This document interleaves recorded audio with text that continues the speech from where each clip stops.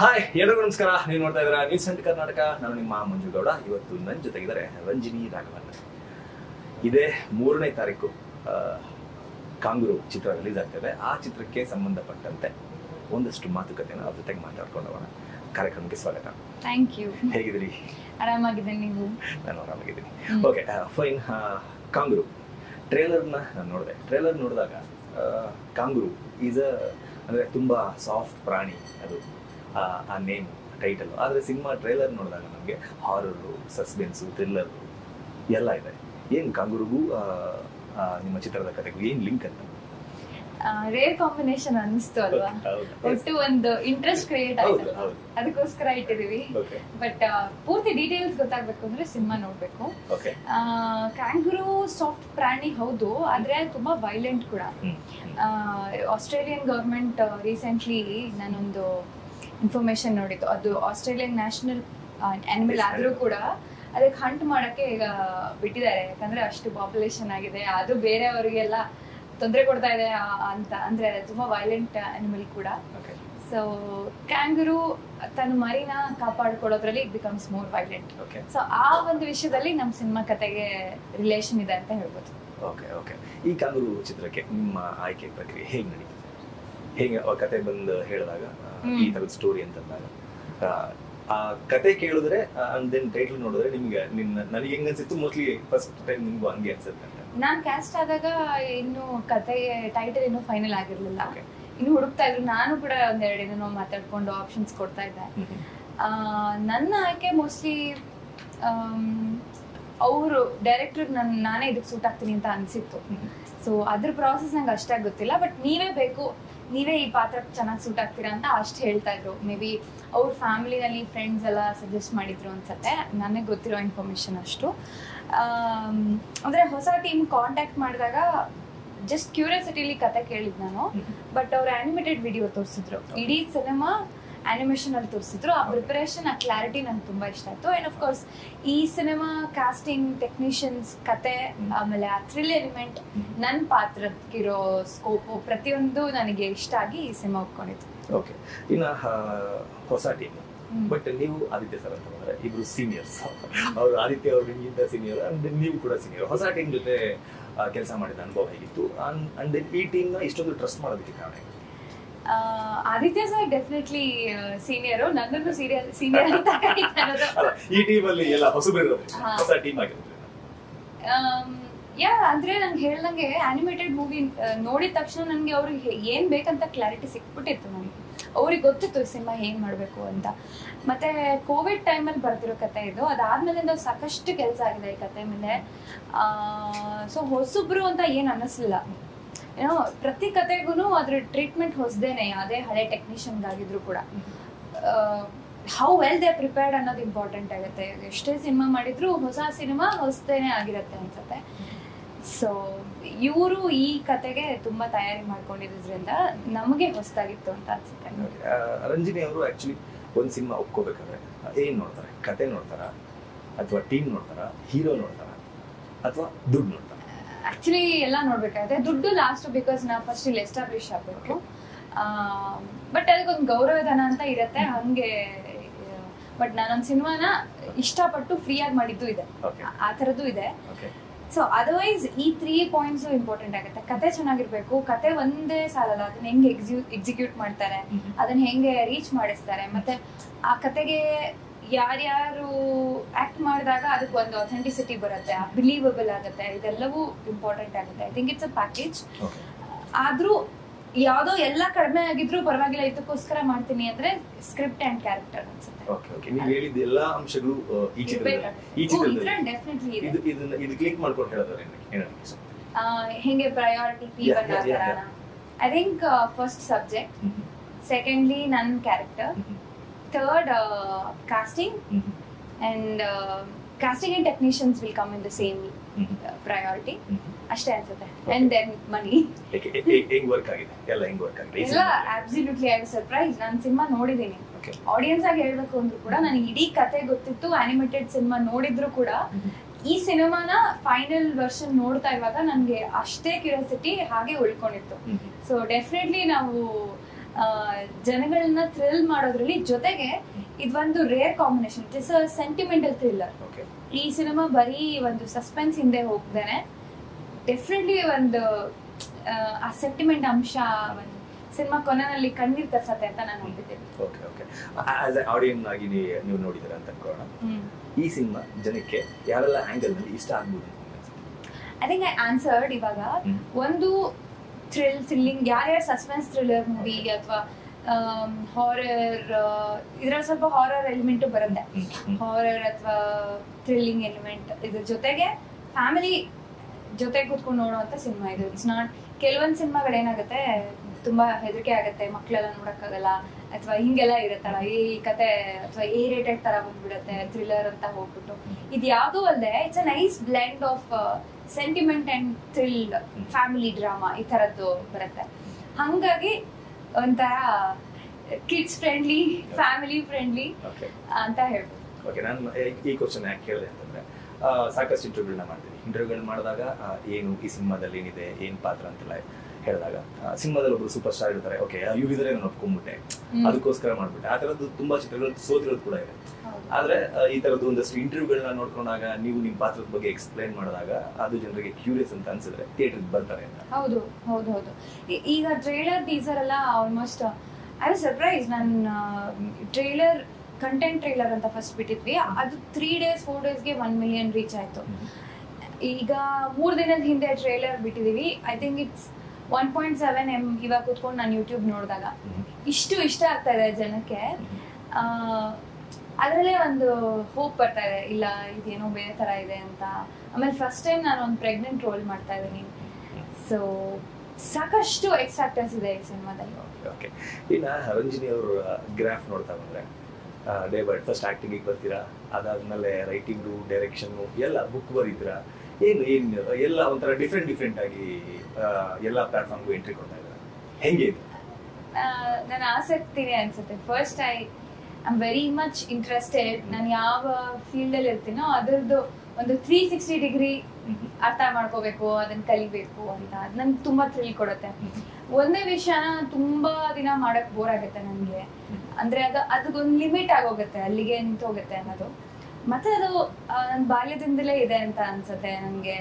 ಭಾಷೆ, ಕತೆಗಳೇ ನನ್ನ ಇಲ್ಲಿ ಕರ್ಕೊಂಡ್ ಬಂದಿದ್ದು. ಅಂದ್ರೆ ಕ್ಯಾರೆಕ್ಟರ್ಸ್, ಸ್ಟೋರೀಸ್, ಎಮೋಷನ್ಸ್ ಇದೆಲ್ಲ ನನ್ನನ್ನ ಸೆಳೆದಿತ್ತು. ಯಾಕಂದ್ರೆ ನಾನ್ ಇಂಡಸ್ಟ್ರಿಗೆ ಬಂದಾಗ ಸೋಷಿಯಲ್ ಮೀಡಿಯಾ ಪಾಪ್ಯುಲರ್ ಇರ್ಲಿಲ್ಲ. ನಾವೆಲ್ಲ ಥಿಯೇಟರ್ ಮಾಡಿ ನಾಟಕಗಳು, ಅದ್ರ ಜೊತೆ ಒಂದು ಸೀರಿಯಸ್ ಫುಲ್ ಆಫ್ ಆಕ್ಟಿಂಗ್, ನಟನೆ ಅಂದ್ರೆ ಹೀಗಿರ್ಬೇಕು, ಕತೆಗಳು ಪ್ಲಾಟ್ ಹಿಂಗಿರ್ಬೇಕು, ಈ ತರ ಬಂದಿತ್ತು. ಆಗ್ಲಿಂದನೂ ನನಗೆ ಬಹಳ ಆಸಕ್ತಿ. ಈಗ ಹೇಗಿದೆ ಅಂದ್ರೆ ಕಾಂಪಿಟೇಷನ್, ಇಷ್ಟು ಜನ ಇದ್ದಾರೆ, ಇಷ್ಟು ನಟರಿದ್ದಾರೆ, ಪ್ರತಿದಿನಾನು ಎಂಟರ್ಟೈನ್ಮೆಂಟಿಗೆ ಒಂದು ಹೊಸ ಅರ್ಥ ಪಡ್ಕೋತಾ ಇದೆ. ಇದ್ರ ಮಧ್ಯೆ ನಾವು ಗುರ್ತಿಸ್ಕೋಬೇಕು ಅಂದ್ರೆ ಐ ಥಿಂಕ್ ಈ ತರ ಸ್ಕಿಲ್ ನ ಅಕ್ವೈರ್ ಮಾಡ್ಕೊಳ್ಳೋದು ತುಂಬಾ ಇಂಪಾರ್ಟೆಂಟ್ ಅನ್ಸುತ್ತೆ. And naturally I am interested also. ನಿಮ್ಮ ಎಜುಕೇಶನ್ ನೋಡಿದಾಗ MBA HR ನೋಡಿದಾಗ ಅದಕ್ಕೂ ಇದಕ್ಕೂ ಸಂಬಂಧನೇ ಇಲ್ಲ. ಹೌದು. ಹೆಂಗೆ ಈ ಫೀಲ್ಡ್ಗೆ ಸಡನ್ ಆಗಿ ಎಂಟ್ರಿ? ನಾನು MBA ಮಾಡೋಕ್ ನಾನು MBA ಮಾಡೋಕ್ ಮುಂಚೆಯಿಂದಾನೇ ನಾನು ಡಿಗ್ರಿ ಫಸ್ಟ್ ಇಯರ್ ಇದ್ದಾಗ ನಾನು ಶುರು ಮಾಡಿದ್ದು ಥಿಯೇಟರ್ ಎಲ್ಲ ಶುರು ಮಾಡಿದ್ದು.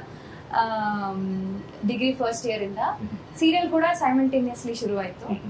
ಅದಾದ್ಮೇಲೆ ನನ್ ಡಿಗ್ರಿ ಮುಗಿದ್ಮೇಲೆ ಏನ್ ಮಾಡೋದು, ನಂಗೆ ಇಂಟರ್ವ್ಯೂಗಳು ಕೊಡ್ಲಾ, ಕಂಪ್ನಿ ಸೇರ್ಕೊಳ್ಳ, ಈ ತರ ಒಂದ್ ಸ್ವಲ್ಪ ಕನ್ಫ್ಯೂಷನ್ ಇತ್ತು. ಬಟ್ ಬೈ ದೆನ್ ನಾನು ರಾಜಹಂಸ ಸಿನಿಮಾ ಮಾಡಿದ್ದೆ, first cinema. So first cinema ಮಾಡೋಷ್ರೊಳಗೆ ನಂಗೆ ಒಂದು ಕ್ಲಾರಿಟಿ ಏನ್ ಬಂದಿತ್ತು, ನನ್ನ ಫಸ್ಟ್ ಸೀರಿಯಲ್ ಕೂಡ ಹಿಟ್ ಆಗಿತ್ತು, ನನ್ನ ಸಿನಿಮಾ ಕೂಡ ಒಳ್ಳೆ ರೀಚ್ ಮಾಡಕ್ಕೆ ಏನೇನ್ ಬೇಕೋ ಆ ಸಿದ್ಧತೆ ನಡೀತಾ ಇತ್ತು. ಆಲ್ಸೋ ಸಿನಿಮಾ ಅಂದ್ರೆ ಏನು ಅಂತ ನನ್ಗೊಂದು ಸಣ್ಣ ನಾಲೆಜ್ ಗೊತ್ತಾಗಿತ್ತು ರಾಜಹಂಸ ಮಾಡಿದಾಗ. ಅವಾಗ ನಂಗೊಂದು ಕ್ಲಾರಿಟಿ ಸಿಕ್ತು. ಐ ಥಿಂಕ್ ಈ ಫೀಲ್ಡ್ ನನಗೆ ತುಂಬಾ ಇಂಟ್ರೆಸ್ಟಿಂಗ್ ಆಗಿದೆ, ನಾನು ಇದ್ರಲ್ಲೇ ಮುಂದುವರಿಬೇಕು. ಬಟ್ ಅಂಟಿಲ್ ದೆನ್ ಬ್ಯಾಕಪ್ಗೆ ಒಂದು ಪೋಸ್ಟ್ ಗ್ರಾಜುಯೇಷನ್ ಮಾಡ್ಕೋಣ, ಏನು ವರ್ಕ್ ಆಗಿಲ್ಲ ಅಂದ್ರೆ ಇನ್ನೊಂದು 2 years ಆದ್ಮೇಲೆ ವಾಪಸ್ ಬರ್ಬೋದು. That was the plan. But ನಂಗೆ HR ಇಂಟ್ರೆಸ್ಟ್ ಇತ್ತು. ಈಗಲೂ ಅಷ್ಟೇ, ಹ್ಯೂಮನ್ ರಿಲೇಶನ್ಶಿಪ್ ಅಲ್ಲ ನನ್ ಬೇಸಿಕ್ ಇಂಟ್ರೆಸ್ಟ್. ಈಗ ನೀವು ನನ್ಗೆ ಇಂಟರ್ವ್ಯೂ ಇಲ್ಲ ಅಂದ್ರೆ ನಾನು ಕುತ್ಕೊಂಡು ನಿಮ್ ಜೊತೆ ಆರಾಮಾಗಿ ಮಾತಾಡ್ಕೊಂಡು ನಿಮ್ ಬಗ್ಗೆ, ನಿಮ್ ಊರು, ನಿಮ್ಮ ಆಸಕ್ತಿ ಈ ತರ. ಸೊ ಆ ಒಂದು ನಿಟ್ಟಿನಲ್ಲಿ ನನಗೆ HRM ಒಂಥರ ಮುಂಚೆಯಿಂದ ಇಂಟ್ರೆಸ್ಟ್ ಇತ್ತು. ಅಂಡ್ ಮಾರ್ಕೆಟಿಂಗ್ ಎರಡೂ ಸ್ಪೆಷಲೈಸೇಷನ್, ಹಾಗಾಗಿ MBA HR ಮಾಡಿತ್ತು. ಬಟ್ ಅದಾದ್ಮೇಲಿಂದ ಇಲ್ಲೇ ನನ್ ಸ್ವಲ್ಪ ಪ್ರಾಮಿಸಿಂಗ್ ಆಗಿ ಹೋಗ್ತಾ ಇತ್ತು ಕರಿಯರ್, ಮತ್ತಿನ್ನೇನ್ ಮಾಡಿಲ್ಲ. Okay okay. ಇನ್ನು ಈ ಸಿನಿಮಾದಲ್ಲಿ ಆದಿತ್ಯ ಅವ್ರ ಜೊತೆಗೆ ವರ್ಕ್ ಮಾಡಿದ್ದು, ಮೊನ್ನೆ ಇಂಟರ್ವ್ಯೂನಲ್ಲಿ ಹೇಳ್ತಾ ಇದ್ವಿ, ಅದು ಸ್ನೇಹನ ಪ್ರೀತಿನ ಎದೆಗಾರಿಕೆ ಈ ಥರದ ಸಿನಿಮಾಗಳನ್ನೆಲ್ಲ ನೋಡಿದಾಗ ನನಗೆ ಅನ್ಸಿತ್ತು ಅವ್ರ ಜೊತೆ ಯಾಕೆ ಮಾಡಬೇಕು ಅಂತ. ಫೈನಲಿ ಡ್ರೀಮ್ ಕಮ್ ಟ್ರೂ ಅಂತ ಅನ್ಕೋತೀನಿ. ಈ ಸಿನಿಮಾದ ಅವ್ರ ಜೊತೆ ವರ್ಕ್ ಮಾಡೋ ಎಕ್ಸ್ಪೀರಿಯನ್ಸ್ ಅದೇ ಒಂಥರ ಯಾರಾದ್ರೂ ನಮ್ ಸ್ಕ್ರೀನ್ ಪ್ರೆಸೆಂಟ್ ನೋಡಿದ ತಕ್ಷಣ ಒಂದ್ ಇಂಪ್ರೆಷನ್ ಬಂದಿರುತ್ತೆ. ಐ ಥಿಂಕ್ ಆಡಿಯನ್ಸ್ಗೂ ಬಂದಿರುತ್ತೆ, ನಟರೇ ಆಗ್ಬೇಕು ಅಂತಲ್ಲ, ಈ ಹುಡುಗ ಚೆನ್ನಾಗಿದಾರಲ್ಲ, ಈ ಹುಡುಗಿ ಚೆನ್ನಾಗಿ ಮಾಡ್ತಾರಂತ. ಸೊ ಆ ತರದ ಒಂದು ಇಂಪ್ರೆಷನ್ ಆದಿತ್ಯ ಅವ್ರ ಬಗ್ಗೆ ನಂಗೆ ಮೊದಲಿಂದಾನು ಇಷ್ಟ. ನಂಗೆ ಆದಿ ಸಿನಿಮಾ ತುಂಬಾ ಇಷ್ಟ. ಎಲ್ಲೇ ಇರು ನೀನು ನೆನಪು ಸಾಂಗ್ ತುಂಬಾ ಇಷ್ಟ. ಹೈಸ್ಕೂಲ್ ಎಲ್ಲ ಹಾಡಾಡ್ತಾರೆ, ಅದು ನಂಗೆ ಅಷ್ಟಿಷ್ಟ. ಅದಾದ್ಮೇಲೆ ಸಕ್ಕು ಸಕ್ಕು ಸಾಂಗ್ ಇಷ್ಟ. And he has that very nice presence ಸಿನಿಮಾಗೆ. ಅದಾದ್ಮೇಲೆ ಅವ್ರ ಭಾಷೆ, ಅವ್ರ ನಿಲುವು, ಮತ್ತೆ ಅವ್ರ ಫ್ಯಾಮಿಲಿನಲ್ಲೇ ಬಂದಿರುವಂತ cinema discipline and knowledge is a good package ಅನ್ಸುತ್ತೆ ಒಂದು ನಟರಾಗೋಕೆ. ಅವ್ರ ಜೊತೆಗೆ ಈ ಪಾತ್ರ ಆಕ್ಚುಲಿ ನಾನ್ ಮೊದಲು ಕ್ಯಾಸ್ಟಿಂಗ್ ಆಗೋಗಿತ್ತು, ನನ್ಗೆ ಗೊತ್ತಿರೋ ಇನ್ಫಾರ್ಮೇಶನ್ ಪ್ರಕಾರ ನನ್ ಕ್ಯಾಸ್ಟಿಂಗ್ ಆಗಿತ್ತು. ಇದನ್ನ ಯಾರು ಮಾಡ್ತಾರೆ ಅಂತ ನನಗೆ ಕುತೂಹಲ ಇತ್ತು, ಯಾರು ಮಾಡ್ತಾರೆ ಅಂತ. So when I got to know Aditya ಅವ್ರು ಮಾಡ್ತಿದ್ದಾರೆ ಅಂತ ಐ ವಾಸ್ ಎಕ್ಸೈಟೆಡ್. ಓಕೆ ಚೆನ್ನಾಗಿರುತ್ತೆ ಅಂತ. ಇನ್ನ ಟೀಮ್ ಅಂತ ಬಂದಾಗ ಸಾಧು ಕೋಕಿಲ ಅವರು, ಶಿವಮಣಿ ಅವರು ಕೂಡ ಒಂದು ಮೇನ್ ಲೀಡ್ ಅಲ್ಲಿ ಆಕ್ಟ್ ಮಾಡಿ ವರ್ಕ್ ಮಾಡಿದ್ದಾರೆ. ಹೆಂಗ್ ಅನ್ಸುತ್ತೆ ಅವ್ರ ಬಗ್ಗೆ? ಶಿವಮಣಿ ಸರ್ ಕೂಡ ನನ್ಗೆ ತುಂಬಾ ಸರ್ಪ್ರೈಸ್ ಆಗಿದೆ. ಏನು ಅಂದ್ರೆ ಮೊದಲನೇ ದಿನ ನಾನು ಹೆಲೋ ಸರ್ ಅಂತ ಹೇಳಕ್ ಹಿಂಗ್ ಹೋಗಿದ ತಕ್ಷಣ ಫುಲ್ ಖುಷಿಯಿಂದ ಹಾಯ್ ರಂಜನಿ ಅಂತ ಅಂದ್ರು. ಪರವಾಗಿಲ್ಲ, ಇಷ್ಟು ಖುಷಿಯಾಗಿ ಮಾತಾಡ್ತಿದ್ದಾರೆ. ನನ್ ಕತೆಗಪ್ಪಿ ಇದು ಒಂದು ಕತೆ ಓದಿದೀನಿ, ಆಕ್ಚುಲಿ ಪುಸ್ತಕ ತಗೊಂಡಿಲ್ಲ. ನನ್ಗೆ ಎಷ್ಟು ಸರ್ಪ್ರೈಸ್ ಆಯ್ತು ಅಂತಂದ್ರೆ, ನಾನು FM ಅಲ್ಲಿ ಒಂದು ಶೋನಲ್ಲಿ ನನ್ ಕತೆ ಓದ್ತಾ ಇದ್ರು. ಅದು ಐ ಥಿಂಕ್ 92.7 ಅಲ್ಲಿ ಇವರು ಆರ್ಜೆ ನೇತ್ರ ಅನ್ಸುತ್ತೆ, ಅವ್ರದೊಂದು ಬುಕ್ ಶೋ ಮಾಡ್ತಾರೆ. ಪ್ರತಿ ವಾರನೋ ಏನೋ ಅಥವಾ ಒಂದಿನ ಪ್ರತಿ ದಿನಾನೋ ಅವ್ರೊಂದು ಪುಸ್ತಕ ತಗೊಂಡ್ ಕತೆ ಓದೋದು. ಅದ್ರಲ್ಲಿ ನನ್ ಕತೆ ಓದಿದ್ದಾರೆ. ಇವರು ಡ್ರೈವ್ ಮಾಡ್ಕೊಂಡು ಹೋಗ್ಬೇಕಾದ್ರೆ ಅದ್ರಲ್ಲಿ ನಂಜನಗೂಡು ಟು ನ್ಯೂ ಜರ್ಸಿ ಅಂತ ಒಂದ್ ಕತೆ ಕೇಳಿಸ್ಕೊಂಡು ನನ್ ಬಗ್ಗೆ ತುಂಬಾ ಒಳ್ಳೆ ಅಭಿಪ್ರಾಯ ಇಟ್ಕೊಂಡಿದ್ರು. ನನಗೆ ಇದೆಲ್ಲ ಗೊತ್ತೇ ಇಲ್ಲ ಸ್ಟೋರಿ. ನಾನು ಇಷ್ಟು ಸಿನಿಮಾಗಳು ಮಾಡಿರೋ ಡೈರೆಕ್ಟರ್ ಇಂಟ್ರೊಡ್ಯೂಸ್ ಮಾಡ್ಕೊಳ್ಳೋಣ ಅಂತ ಹೋಗ್ತಾ ಇದೀನಿ. ಅವರು ಇಷ್ಟೆಲ್ಲ ಹೇಳಿದಾಗ ನನಗೆ ಐ ಫೆಲ್ಟ್ ರಿಯಲಿ ಹ್ಯಾಪಿ. ಎಷ್ಟು ಒಂದ್ ಸಣ್ಣ ಕೆಲಸ ಆದ್ರೂ ಎಷ್ಟು ರೀಚ್ ಆಗಿದೆ ಅನ್ನೋದು. ಸೊ ಅವರು ನಟನೆ ಬಗ್ಗೆ, ಸಿನಿಮಾ ಬಗ್ಗೆ, ಕತೆಗಳ ಬಗ್ಗೆ ನಾವು 3 ಜನ ಫ್ರೀ ಇದ್ದಾಗಲೆಲ್ಲ ಕೂತಿದೆ ಮಾತಾಡ್ತಾ ಇದ್ದೀವಿ. ಸೊ ಶಿವಮಣಿ ಸರ್ ಆಗಿರ್ಬೋದು ಅಂಡ್ ಸಾಧು ಸರ್ ಕೂಡ ಇದೇ ತರ ಸಿಮಿಲರ್ ಎಕ್ಸ್ಪೀರಿಯನ್ಸ್. ನಾನ್ ನನ್ನ ಹಿಂದಿನ ಸಿನಿಮಾ ನೈಟ್ ಕರ್ಫ್ಯೂ ಪ್ರಮೋಟ್ ಮಾಡೋದಕ್ಕೆ ಟೆಲಿವಿಷನ್ ರಿಯಾಲಿಟಿ ಶೋಗೆ ಹೋಗಿದ್ದೆ. ಅಲ್ಲಿಗೆ ಹೋದಾಗ ಅವರು ಸಾಧು ಸರ್ ಹಾಯ್ ಅಂತ ಹೇಳಕ್ ಮುಂಚೆನೆ ಬಂದ್ ಮಾತಾಡ್ತಿದ್ರು. ಅದು ಆಮೇಲೆ ನಂಗೆ ನೆನಪಾಯ್ತು, ಇದಕ್ಕೆ ಕ್ಯಾಂಗೂರಿಗೆ ಅವರು ರೀ ರೆಕಾರ್ಡಿಂಗ್ ಮಾಡ್ತಿದ್ರಲ್ಲ ಕರೆಕ್ಟ್ ಅಂತ. ಸೊ ಅವರು ಈ ಸಿನಿಮಾದಲ್ಲಿ ನನ್ನ ಪರ್ಫಾರ್ಮೆನ್ಸ್ ನೋಡಿ he was very excited for me. ಮತ್ತೆ ತುಂಬಾ ಒಳ್ಳೊಳ್ಳೆ ಮಾತುಗಳು, ಎನ್ಕರೇಜಿಂಗ್ ಆಗಿ ಮಾತಾಡೋದು. ಇದೆಲ್ಲ ಯಾಕೆ ಅಂದ್ರೆ ನಮಗೊಂದು ಕಾನ್ಫಿಡೆನ್ಸ್ ಸಿಗುತ್ತೆ, ಇಲ್ಲ ನಾವು ಮಾಡ್ತಾ ಇರೋದು ರೈಟ್ ಟ್ರ್ಯಾಕ್, ಚೆನ್ನಾಗಿ ಅನಿಸ್ತಾ ಇದೆ ಜನಕ್ಕೆ ಅಂತ. ಸೊ ಅಂತವ್ರದ್ದೆಲ್ಲ ಎಕ್ಸ್ಪರ್ಟೀಸ್ ಈ ಸಿನಿಮಾಗೆ ಆಡ್ ಆಗಿದೆ, ಅದು ಪ್ಲಸ್ ಆಗಿದೆ. ಇನ್ನು ಟ್ರೇಲರ್ ನೋಡಿದೆ, ನೀವು ಆದಿತ್ಯ ಅವ್ರ ಹತ್ರ ಮಾತಾಡ್ತೀರಾ, ದೈವ ಎಲ್ಲಾದ್ರೂ ಹಬ್ಬ ಸಾಯಿಸೋದನ್ನ ಕೇಳಿದ್ಯಾ, ಬರೀ ಎದುರಿಸೋದನ್ನ ಕೇಳಿದ್ಯಾ, ಭಯ ಪಡಿಸೋದನ್ನ ಕೇಳಿದ್ಯಾ? ನಿಮ್ಗೆ ನಿಜವಾಗ್ಲೂ ದೇವ ಅಂದ್ರೆ ಭಯ ಅಲ್ವಾ? ಎಲ್ಲರೂ ನೋಡಿದಿಲ್ಲ ದೇವನೇ ಅಂತ?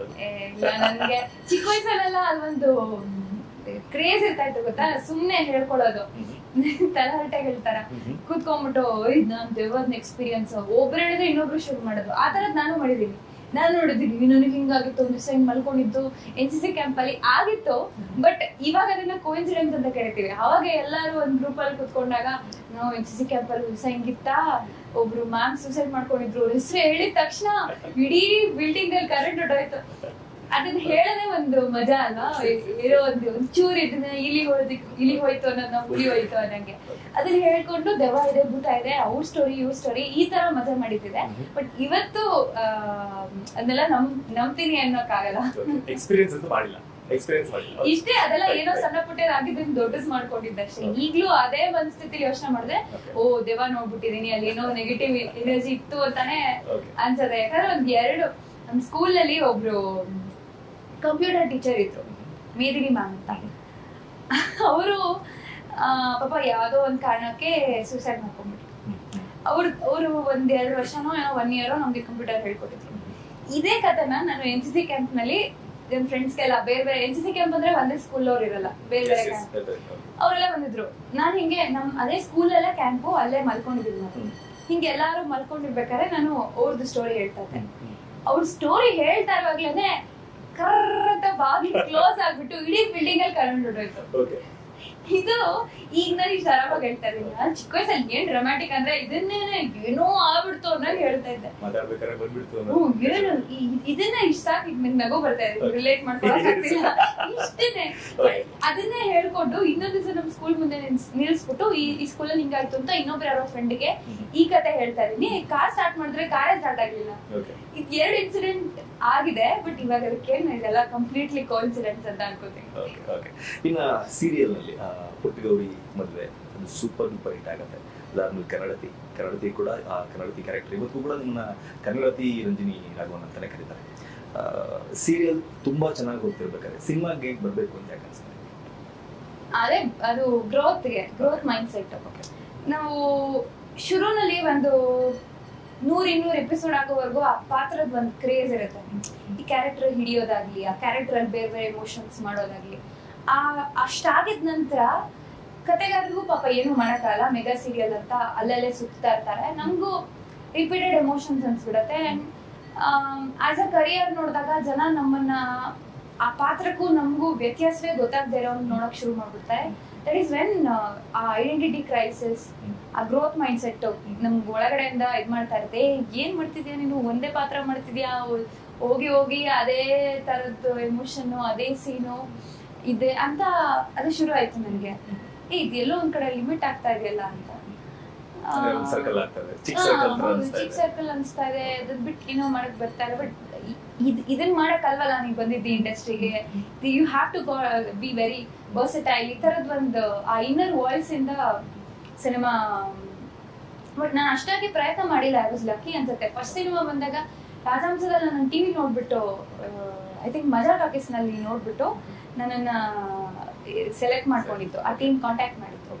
ನನಗೆ ಮೋಸ್ಟ್ಲಿ ಸಿನಿಮಾ ಎಲ್ಲ ನನಗೆ ಆಗಲ್ಲ ಅನ್ಸುತ್ತೆ ಅನ್ಕೊಂಡಿದ್ದೆ. ಆ ಟೀಮ್ ಕಥೆಯಿಂದ ಶುರುವಾಗಿ ಈ ಸಿನಿಮಾದವರು ಕೂಡ ನಮ್ ತರಾನೇ ವೆರಿ ಫ್ರೆಂಡ್ಲಿ ಪೀಪಲ್.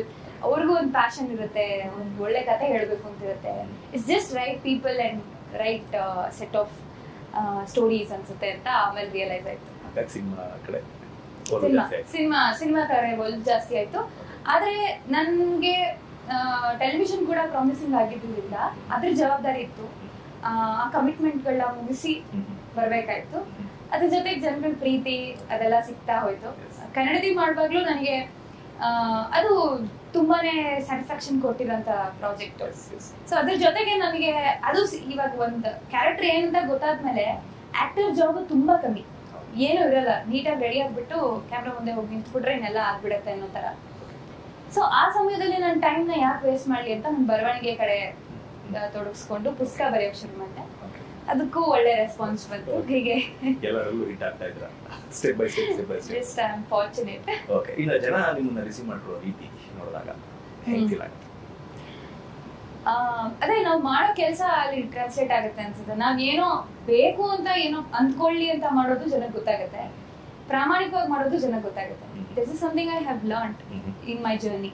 ನಮ್ಮನ್ನ ಜನ ಈ ತರ ಅನ್ಕೊಳ್ಳಿ ಅಂತ ಸುಮ್ನೆ ಅನ್ಕೊಳ್ಳಿ ಅಂತ ಏನೋ ಪ್ರಯತ್ನ ಮಾಡ್ತಾ ಇರ್ತೀವಲ್ಲ, ಅದು ಜನ ಗೊತ್ತಾಗುತ್ತೆ ಏನೋ ಫೇಕ್ ಮಾಡ್ತಿದ್ದಾಳೆ ಅಥವಾ ನಮ್ಮನ್ನ ಫೂಲ್ ಮಾಡ್ತಿದ್ದಾಳೆ. ಏನಾದ್ರೂ ಅದ್ ಏನಿರುತ್ತೋ ಅದೇ ನಮ್ಮ ಮನ್ಸಲ್ಲಿ ಇಂಟೆನ್ಷನ್ ಏನಿರುತ್ತೋ ಅದು ಟ್ರಾನ್ಸ್ಲೇಟ್ ಆಗುತ್ತೆ. ನಾನು ನನ್ನ ಕೆಲಸನ ಅಷ್ಟೇ ಮಾಡ್ಕೊಂಡು ಹೋಗ್ತೀನಿ ಅಂದ್ರೂ ಆ ಇಂಟೆನ್ಷನ್ಸ್ ಗೊತ್ತಾಗುತ್ತೆ. ಸೊ ಸದ್ಯಕ್ಕೆ ನಾನು ಪಾಡಕ್ ನನ್ ಕೆಲಸ ಮಾಡ್ತಾ ಇದ್ದೀನಿ ಅಥವಾ ನಾನು ಏನೋ ಒಂದು ಬೇರೆ ಬೇರೆ ಕ್ಷೇತ್ರದಲ್ಲಿ ತೊಡಗಿಸ್ಕೊತಾ ಇದೀನಿ ಅಂದ್ರೆ ನೀವೇ ನನಗೆ ಈ ಇಂಟರ್ವ್ಯೂ ಶುರುನಲ್ಲಿ ಏನೋ ಇಂಟ್ರೊಡ್ಯೂಸ್ ಮಾಡಿದ್ರಿ, ಅದನ್ನ ನಾನು ನಿಮಗೆ ಹೇಳ್ಕೊಟ್ಟಿಲ್ಲ. So that's how it translates. ಜನ ಹೀಗೆ ಅನ್ಕೋತಿರೋದು ನನ್ನನ್ನು. ನಾನು ಏನ್ ಕೆಲಸ ಮಾಡ್ತಿದ್ದೀನೋ ಅದನ್ನ ರೆಕಗ್ನೈಸ್ ಮಾಡ್ತಿದ್ದಾರೆ, ಅದು ದೊಡ್ಡ ವಿಷಯ ಅನ್ಸುತ್ತೆ. ಆ ರೆಕಗ್ನಿಷನ್ ಎಲ್ರಿಗೂ ಸಿಗಲ್ಲ. ಎಷ್ಟೋ ಜನ ತುಂಬಾ ಕಷ್ಟಪಡ್ತಾರೆ, ತುಂಬಾ ಟ್ಯಾಲೆಂಟೆಡ್ ಇದ್ದಾರೆ, ಆದ್ರೆ ಅದು ಟ್ರಾನ್ಸ್ಲೇಟ್ ಆಗ್ತಿರಲ್ಲ ಎಲ್ಲೋ ಒಂದ್ ಕಡೆ. ನನ್ಗೆ ಆಗ್ತಿದೆ ಅಂದ್ರೆ I have to be very lucky and blessed. Recognition ಜೊತೆಗೆ ನಾನು ಒಂದಷ್ಟು ಸರ್ಚ್ ಮಾಡಿದಾಗ ತುಂಬಾ ಅವಾರ್ಡ್ಗಳನ್ನ ತಗೊಂಡಿದ್ದಾರೆ. ನಿಮ್ಮ ಲೈಫ್ಗೆ ಅವಾರ್ಡ್ಗಳು ಎಷ್ಟು ಇಂಪಾರ್ಟೆಂಟ್ ಆಗುತ್ತೆ? ಅವಾರ್ಡ್ಗಳನ್ನ ನೀವು ಯಾವ ತರ ನೋಡ್ತೀರಾ? ಅವಾರ್ಡ್ಗಳು ನಮ್ಮನ್ನ ಅವಾಗ ಬೆಂತಟ್ಟಿ ನೀನ್ ಕರೆಕ್ಟ್ ಆಗಿ ನೀನ್ ಮಾಡ್ತಿರೋದು ಚೆನ್ನಾಗಿದೆ, ನಿನ್ ರೆಕಗ್ನೈಸ್ ಆಗ್ತಾ ಇದೆ, ನೀನ್ ಯೋಚನೆ ಮಾಡ್ತಿರೋದು ಜನಕ್ಕೆ ಇಷ್ಟ ಆಗ್ತದೆ, ಇದೆಲ್ಲ ಅನ್ಸತ್ತೆ. ಬಟ್ ಮುಗ್ದೋದ್ಮೇಲೆ ಗೊತ್ತಾಗತ್ತೆ, ತಿರುಗಿ ನೋಡಿದಾಗ ಅವತ್ತಿಗೆ ಅದು ತುಂಬಾ ದೊಡ್ಡದಾಗಿತ್ತು ಅಂತ. ಸೊ ಕೆಲವರು ಏನ್ ಮಾಡ್ತಾರೆ, ಒಂದು ಸಕ್ಸಸ್ ಅಥವಾ ಒಂದು ಏನೋ ಒಂದನ್ನ ಮಾಡಿ ಅದಕ್ಕೆ ಸಾಕು, ಅದನ್ನೇ ಇಡೀ ಜೀವನ ಹೇಳ್ಕೊಂಡು ಬರ್ತಾ ಇರ್ತಾರೆ. ಕೆಲವೊಬ್ರನ್ನ ನೋಡಿದೀನಿ, ನಾವು ಆ ಸಿನಿಮಾನ 1980 ಮಾಡಿದಾಗ ಅಂತ ಸ್ಟಕ್ ವಿತ್ ದಟ್. ಸೊ ಅಷ್ಟಕ್ಕೆ ತೃಪ್ತಿ ಪಡ್ಕೊಳ್ಳೋರಾದ್ರೆ ಅದು ತಪ್ಪೇನಿಲ್ಲ. ಬಟ್ ನನಗೆ ಒಂದಷ್ಟು ದಿನಗಳ ನಂತರ ಅದು ಅಬ್ಸಲ್ಯೂಟ್ ಆಗಿ, ಇವಾಗ ನಾವು ಕೆಲವೊಂದು ಟಿವಿ ಅವಾರ್ಡ್ಗಳು ತುಂಬಾ ಪ್ರೆಸ್ಟೀಜಿಯಸ್ ಆಗಿ ಕಾಣಿಸ್ತಾ ಇರುತ್ತೆ, ಆ ಕ್ಷಣಕ್ಕೆ ಸ್ಟೇಜ್ ಮೇಲೆ ಹೋಗಿ ಇಸ್ಕೊಳ್ಳೋದೇ ಜೀವನದ ಅತಿ ದೊಡ್ಡ ಸಾಧನೆಯಾಗಿ ಕಾಣ್ತಿರುತ್ತೆ. ಇವತ್ತು ಆ ಅವಾರ್ಡ್ಗಳನ್ನ ನೋಡಿದ್ರೆ ಎಷ್ಟೋ ತುಕ್ಕಿಡ್ಬಿಟ್ಟಿದೆ, ಹಳೇದಾಗಿ ಹೋಗ್ಬಿಟ್ಟಿದೆ. ಹಾಗಂತ ಅದ್ರ ವ್ಯಾಲ್ಯೂ ಇವತ್ತು ಕಡಿಮೆ ಆಗ್ಲಿಲ್ಲ, ಮೇ ಬಿ ಅದು ಮಾಸ ಹೋಗಿದೆ ಅಂತ ಅನ್ಸುತ್ತೆ. ಅದು ಒಂಥರ ಸಿಂಬಾಲಿಕ್ ಆಗಿ ತೋರಿಸ್ತಾ ಇದೆ, ನಿಮ್ಗೆ ಅದು ಹಳೇದಾಗಿದೆ, ಹೊಸದೇನೋ ಮಾಡು ಅಂತ, ಹೊಳದ್ಬೇಕು ಅಂತ. Exactly, got it right. So ಆ ತರದೆಲ್ಲ ಅದು ಹುರಿದುಂಬಿಸ್ತಾ ಇರುತ್ತೆ, ಮತ್ತೆ ಮುಂದೆ ಹೋಗೋದಕ್ಕೂ ಒಂದ್ಸಲ ನೆನ್ಪು ಮಾಡುತ್ತೆ ಅನ್ಸುತ್ತೆ. ತುಂಬಾ ಇಂಪಾರ್ಟೆಂಟ್ ಆಗುತ್ತೆ. ನಿಮ್ಮ ಕನ್ನಡ ಪ್ರೀತಿನ ನಿಮ್ಮ ಸೀರಿಯಲ್ಗಳಲ್ಲಿ, ಕನ್ನಡತಿ ಸೀರಿಯಲ್ ಎಲ್ಲ ನೋಡಿದೀವಿ. ಅದನ್ನ ಬಿಟ್ಟು ಆಸ್ ಎ ರಂಜಿನಿ ರಾಘವನ್ ಅವ್ರಿಗೆ ಕನ್ನಡದ ಮೇಲೆ ಎಷ್ಟು ಅಭಿಮಾನ ಇದೆ? ಕನ್ನಡ ಅಂದ್ರೆ ಯಾವ ತರ? ಕನ್ನಡ ಅಂದ್ರೆ ಇವತ್ತಿಗೆ ನನಗೆ ಅನ್ನ ಕೊಡ್ತಿರೋದು ಕನ್ನಡ. ಈ ಕನ್ನಡ ಭಾಷೆ, ಇವಾಗ ನೀವು ಇಂಟರ್ವ್ಯೂ ಮಾಡ್ತಿರೋದು ಕನ್ನಡದಲ್ಲಿ, ನಾನು ಮಾಡ್ತಾ ಇರೋದು ಕನ್ನಡ ಸಿನಿಮಾ, ನಾನು ಬರೆಯೋದು ಕನ್ನಡದ ಪುಸ್ತಕ. ಹಾಗಾಗಿ ನನ್ನ ಅಸ್ತಿತ್ವ ಮತ್ತೆ ನನ್ನ ವೃತ್ತಿ ಮತ್ತೆ ನನ್ನ ಐಡೆಂಟಿಟಿ ಎಲ್ಲವೂ ಕನ್ನಡ. ಐ ಥಿಂಕ್ ಸುಮಾರು ಜನಕ್ಕೆ, ಕೆಲವರಿಗೆ ಈಗ ಬೇರೆ ಬೇರೆ ಕನ್ನಡಿಗರಾಗಿದ್ದು ಕೂಡ ಬೇರೆ ಬೇರೆ ದೇಶಗಳಲ್ಲಿ ಬೇರೆ ಬೇರೆ ಭಾಷೆಯವ್ರ ಜೊತೆ ಕೆಲಸ ಮಾಡ್ತಿದ್ರು, ಅವರಿಗೆ ಆ ನಂಟಿರುತ್ತೆ. ಎಲ್ಲರಿಗೂ ಇರೋ ಹಾಗೆ ನಮ್ಮ ತಾಯಿ, ನಮ್ಮ ಕನ್ನಡ ಅನ್ನೋದು ನನಗಿದೆ ಇದೆ. ಅದಕ್ಕೆ ತುಂಬಾ ಹೇಳ್ಕೊಂಡ್ರೆ ಅದು ಯಾಕಂದ್ರೆ ಸೀರಿಯಲ್ಗಳಲ್ಲಿ ಅದೇ ತರದೊಂದು ಕ್ಯಾರೆಕ್ಟರ್ ಪ್ಲೇ ಮಾಡುವಾಗ ನಿಮ್ಮ ಡೈಲಾಗ್ ಡೆಲಿವರಿ ಆಗಿರ್ಬೋದು, ನಿಮ್ಮ ಆಕ್ಟಿಂಗ್ ಆಗಿರ್ಬೋದು ನೋಡಿದ್ವಿ. ಆಸ್ ಎ ಪರ್ಸನ್ ಆಗಿ ನನ್ಗೆ ಏನು ಅಂತ ಕೇಳಬೇಕಿತ್ತು, ಅದಕ್ಕೋಸ್ಕರ ಕೇಳಿದಷ್ಟೇ. ಪರ್ಸನ್ ಆಗಿ ನನ್ ಚಿಕ್ಕ ವಯಸ್ಸಿಂದನೂ ಅದು ಹೇಗೋ ಹಾಗೆ ಮನೆಯಿಂದ ಬಂದ್ಬಿಟ್ಟಿದೆ.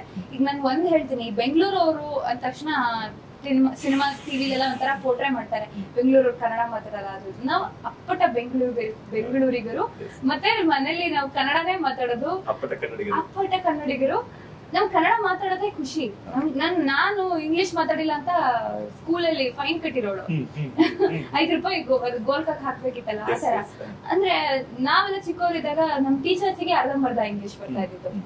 ಆಗ್ತಾನೆ ಮೇ ಬಿ 90s ಕಿಡ್ಸ್ ಅವ್ರ ಟೀಚರ್ಸ್ ಯಾರೋ ಒಂದ್ 2-3 ಕ್ರಿಶ್ಚಿಯನ್ ಟೀಚರ್ಸ್ ಎಲ್ಲ ಕಾನ್ವೆಂಟ್ ಅಲ್ಲಿ ಓದ್ಕೊಂಡ್ ಬಂದಿರೋ, ಅವ್ರು ಫ್ಲೂಯೆಂಟ್ ಆಗಿ ಮಾತಾಡೋರು. ಪಾಪ ಇನ್ಯಾವ್ದೋ ಗೌರ್ಮೆಂಟ್ ಸ್ಕೂಲಲ್ಲೋ ಅಲ್ಲೂ ಇಲ್ಲೋ ಅವರ ಶಿಕ್ಷಣದಲ್ಲಿ ಕೊರತೆ ಇರ್ತಾ ಇರ್ಲಿಲ್ಲ.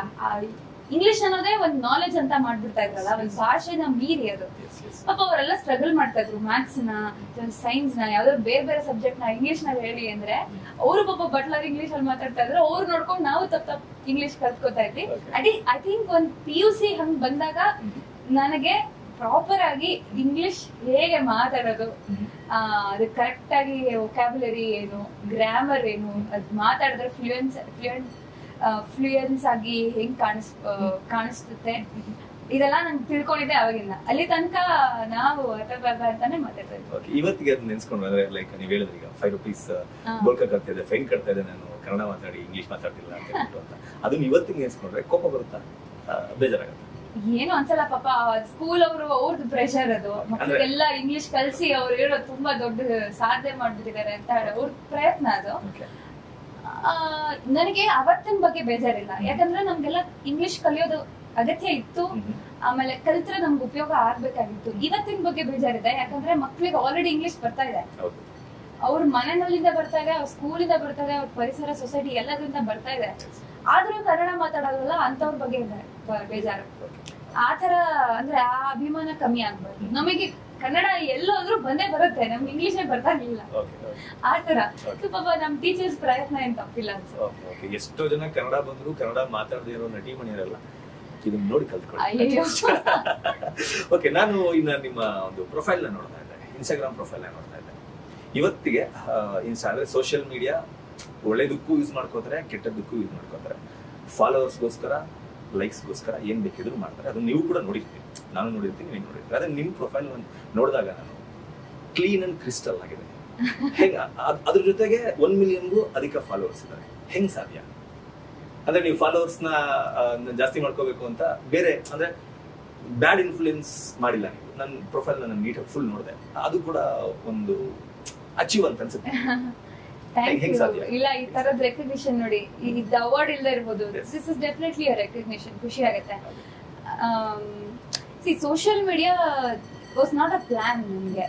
ನಾನು ಮೊದಲನೇ ಸೀರಿಯಲ್ ಮಾಡಿದಾಗ ಜನ ನನ್ನನ್ನು ಟ್ರೋಲ್ ಮಾಡಿದ್ರು. ನನ್ಗೆ ಅವಾಗ ಒಂಥರ ಅಯ್ಯಪ್ಪ ನಾನು ಎಲ್ಲೂ ಕಾಣಿಸ್ಕೊಳ್ಳೋದೇ ಬಿಡ ಅಂತ ಅನ್ಕೊಂಡ್ಬಿಟ್ಟಿದ್ದೆ. ನನಗೆ ನಂದೇನು ಹಾಕ್ತಾನೂ ಇರ್ಲಿಲ್ಲ, ನನ್ನ ಬಗ್ಗೆನೂ ಏನು ಫೋಟೋ ಹಾಕ್ತಾ ಇರ್ಲಿಲ್ಲ. ಮತ್ತೆ ಅವಾಗಿಂದ ಅಷ್ಟೊಂದೇನು ಇದಿರ್ತಾ ಇರ್ಲಿಲ್ಲ, ಜನನೂ ಏನ್ ಬರ್ತಾ ಇರ್ಲಿಲ್ಲ. The moment Kannadathi serial started, ಜನಕ್ಕೆಲ್ಲ ಇಲ್ಲ ಇವಳಿಗೆ ಹಂಗ ಅಂದ್ಕೊಂಡಿದ್ವಿ, ಇವಳು ಹಂಗಲ್ಲ ಹಿಂಗೆ ಅಂತ, ಇವಳಿಗೆ ಭಾಷೆ ಚೆನ್ನಾಗಿದೆ, ಇವಳ ನಟನೆ ಚೆನ್ನಾಗಿದೆ, ಈ ತರ ಅನ್ಸಕ್ ಶುರು ಮಾಡಿದ್ರು. ಆಮೇಲೆ ನಮ್ದು ವೂಟ್ನಲ್ಲಿ ನಮ್ಮ ಸೀರಿಯಲ್ ಏನೇ ಡಿಜಿಟಲ್ ಅಲ್ಲಿ ಟಾಪ್, ಸೌತ್ ಇಂಡಿಯಾಗೆ ಟಾಪ್ 3 ಈ ತರದ್ ಒಂದು ವೈಡ್ ರೇಂಜ್ ರೀಚ್ ಆಗೋಯ್ತು. ಸೊ ಜನ ಎಲ್ಲ ಯಾರು ಈ ಪಾತ್ರ ಮಾಡ್ತಿರೋರು ಅಂತ ಹುಡುಕಕ್ ಶುರು ಮಾಡಿದ್ರು. ಓಕೆ, ನನ್ನನ್ನ ತಿಳ್ಕೊಳಕ್ ಇಷ್ಟಪಡ್ತಿದ್ದಾರೆ ಜನ, ಹಾಕೋಣ ನನ್ ಬಗ್ಗೆ ಅಂತ. ನಾನು ಅವಾಗ ನನ್ ಬಗ್ಗೆ ಹಾಕೋದು ಅಂತಂದ್ರೆ ನನ್ ನಿಜವಾಗ್ಲೂ ಏನ್ ಇಂಟ್ರೆಸ್ಟ್ ಇದೆಯೋ ಅದಷ್ಟೇ ಹಾಕ್ತೇನೆ ನಾನು. ಅದ್ ಬಿಟ್ಟು ಇನ್ನೇನು ಮಾಡಕ್ ಹೋಗಿಲ್ಲ. ನಾನು ಏನಿದ್ದೀನಿ ಅದನ್ನ ಹಾಕಕ್ ಶುರು ಮಾಡಿದೆ. I think I was reach to the right audience ಅಷ್ಟೇ. ಇವಾಗ ಎಷ್ಟೋ ರೀಲ್ಗಳು ಏನೋ ಒಂದು ಉದ್ದೇಶ ಇಟ್ಕೊಂಡು ಹಾಕಿರ್ತಾರೆ, ರಾಂಗ್ ಆಡಿಯನ್ಸ್ ಹೋದಾಗ ಅದ್ರದ್ದು ಮೀನಿಂಗೇ ಚೇಂಜ್ ಆಗೋಗುತ್ತೆ. ಆತರ ನನ್ನ ಆಸಕ್ತಿಗಳು ಸರಿಯಾದ ಜಾಗಕ್ಕೆ ಹೋಗಿ ತಲುಪ್ತು. ಆಗ ಎಷ್ಟೊಂದು ಜನ ಟ್ರಾನ್ಸ್ಲೇಟ್ ಆದ್ರು, ನನ್ನ ಇಷ್ಟಪಡಕ್ ಶುರು ಮಾಡಿದ್ರು. ನಂಗೂ ಒಂದು ಹುಮ್ಮಸ್ ಬಂತು, ಇಷ್ಟ ಜನ ಲೈಕ್ಸ್ ಕೊಡ್ತಾ ಇದಾರೆ. ನಾನೇನೋ ಒಂದು ಮೈ ಇನ್ಸ್ಟಾ ರೇಡಿಯೋ ಅಂತ ಏನೋ ಮಾಡಿದ್ದೆ. ಪ್ರತಿದಿನ ಬೆಳಗ್ಗೆ ಒಂದು ಹಾಡು ಹಾಕೋದು ಇನ್ಸ್ಟಾ ಸ್ಟೋರಿನಲ್ಲಿ. ಅದು ಪ್ರತಿ ನನ್ನ ಬರ್ತ್ಡೇ ಮಂತು 31 ದಿನಾನು ಮಾಡ್ತಾ ಇದ್ದೆ. ಅದನ್ನ ಕೇಳಕ್ಕೆ, ಒಂದು ರೇಡಿಯೋ ತರ ಕೇಳಕ್ಕೆ ಒಂದಷ್ಟು ಜನ ಫಾಲೋ ಮಾಡೋರು. ಈ ತರದ ಏನೇನೋ ಎಕ್ಸ್ಪೆರಿಮೆಂಟ್ ನಾನು ಸೋಷಿಯಲ್ ಮೀಡಿಯಲ್ಲಿ ಮಾಡ್ತಾ ಇದ್ದೆ. ಏನಾದ್ರು ಕನ್ನಡದ ಬಗ್ಗೆ ರೀಲ್ ಹಾಕೋದು, ಸಾಹಿತ್ಯದ ಬಗ್ಗೆ ರೀಲ್ ಹಾಕೋದು. ನನ್ನ ಸಣ್ಣ ಕಥೆಗಳು ಶುರುವಾಗಿದ್ದು ಸೋಷಿಯಲ್ ಮೀಡಿಯಾಯಿಂದಾನೆ. ವೆಬ್ಸೈಟಿಗೆ ಪ್ರಮೋಟ್ ಮಾಡೋದಕ್ಕೆ ಒಂದು ಯಾವ್ದಾದ್ರು ಒಂದು ಫೋಟೋ ಹಾಕಿ ಇದನ್ನ ಮಾಡಿ ಅಂತಂದಾಗ ಒಂಥರ ತುಂಬಾ ದೊಡ್ಡದಾಗಿ ಅದು ರೀಚ್ ಆಗಕ್ ಶುರು ಮಾಡ್ತು. ಕನ್ನಡತಿ ಆಡಿಯನ್ಸ್ ಅಲ್ದೇನೆ ಕನ್ನಡದ ಬಗ್ಗೆ ಪ್ರೀತಿ ಇರೋ ಎಲ್ಲರೂ ಟ್ರಾನ್ಸ್ಲೇಟ್ ಆದ್ರು ಅಂತ ಅನ್ಸುತ್ತೆ. ನನಗೆ ತುಂಬಾ ಕಂಫರ್ಟಬಲ್ ಅನ್ಸ್ಬಿಡ್ತು ಸೋಷಿಯಲ್ ಮೀಡಿಯಾ. ಓಕೆ, ನಾನು ಇಲ್ಲಿ ಏನ್ ತುಂಬಾ ಗುದ್ದಾಡ್ಬೇಕಾಗಿಲ್ಲ, ಜನ ನನ್ನ ಅಕ್ಸೆಪ್ಟ್ ಮಾಡ್ಕೊಳ್ತಿದ್ದಾರೆ ಇರೋ ತರಾನೇ. ಇನ್ನೇನ್ ನಾನೇನ್ ಹೊಸದಾಗಿ ಏನು ಮಾಡ್ಬೇಕಾಗಿಲ್ಲ. ಎಷ್ಟು ಬರ್ತಾರೋ ಅಷ್ಟು ಫಾಲೋವರ್ಸ್ ಅನ್ಫಾಲೋ ಮಾಡ್ತಾರೆ, ಹೊರಟೋಗ್ತಾರೆ. ಇಟ್ಸ್ ಓಕೆ, ನನ್ ಬಗ್ಗೆ ನಿಜವಾಗ್ಲೂ ಆಸಕ್ತಿ ಇರೋರು ಇರ್ತಾರೆ ಜೊತೆಗೆ ಅಂತ. ಆದ್ರೆ ಈ ತರ ನೋಡಿದಾಗ ಒಂದು ಕಾನ್ಫಿಡೆನ್ಸ್ ಇಲ್ಲ, ನಮ್ ಜನ ನಿಜವಾದ ಒಂದು ಒಳ್ಳೆ ಅಭಿರುಚಿನೂ ಸಪೋರ್ಟ್ ಮಾಡ್ತಾರೆ ಅನ್ನೋದಕ್ಕೆ ಈ ಕ್ರೆಡಿಟ್ ಜನಕ್ಕೆ ಹೋಗ್ಬೇಕು, ನನಗಲ್ಲ. ಇಷ್ಟೊಳ್ಳೆ ಒಂದು ಒಳ್ಳೆ ಅಭಿರುಚಿನೂ ಸಪೋರ್ಟ್ ಮಾಡ್ತಾರೆ ಅಂದ್ರೆ ಅಷ್ಟು ಒಳ್ಳೆ ಅಭಿರುಚಿ ಇರೋ ಜನ ಸೋಷಿಯಲ್ ಮೀಡಿಯಾಲೂ ಇದ್ದಾರೆ.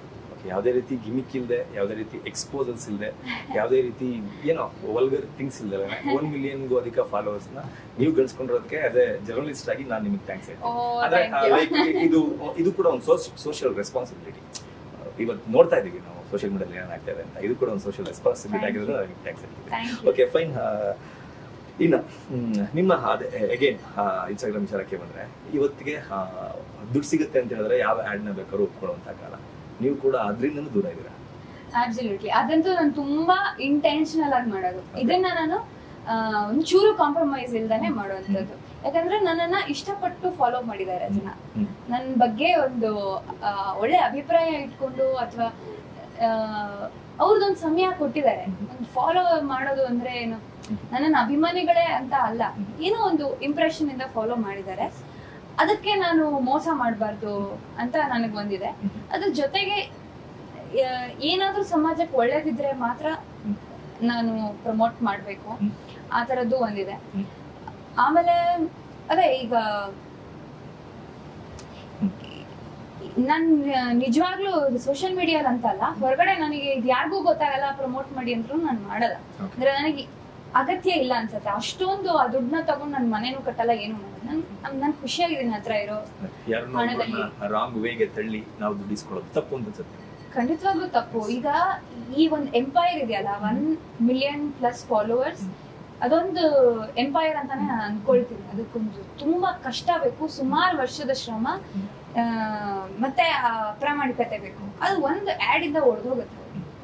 ಏನೋ ಒಂದು ರಮ್ಮಿ ಆಡ್ ಹಾಕ್ತೇವೆ, ಏನೋ ಒಂದು ಅಗತ್ಯ ಇಲ್ಲದ ಏನಾದ್ರು ಏನ್ ಮಹಾ 80,000ನೋ 1.5 ಲಕ್ಷ 2 ಲಕ್ಷ ಕೊಡ್ಬೋದು. ಅದು ಒಂದೇ ಸಲಕ್ ಮುರಿದೋಗುತ್ತೆ.